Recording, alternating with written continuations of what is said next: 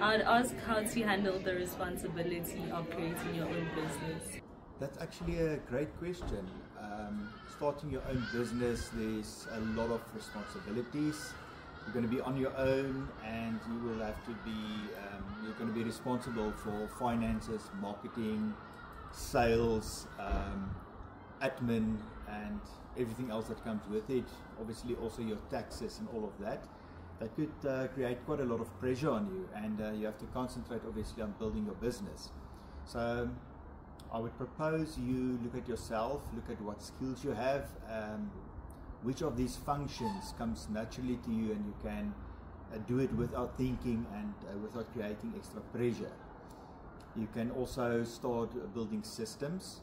Systems will help you to run these things more efficiently. A good way of doing this is to use what they call the ADE system.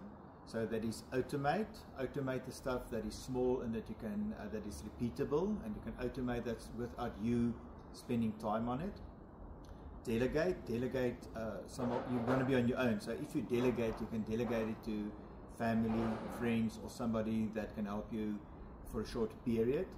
And then also you can eliminate the small things that takes time from you and let you bother you when you want to concentrate on building your business. So eliminate small inefficient tasks and stuff that you don't need to do to actually build your business in the beginning.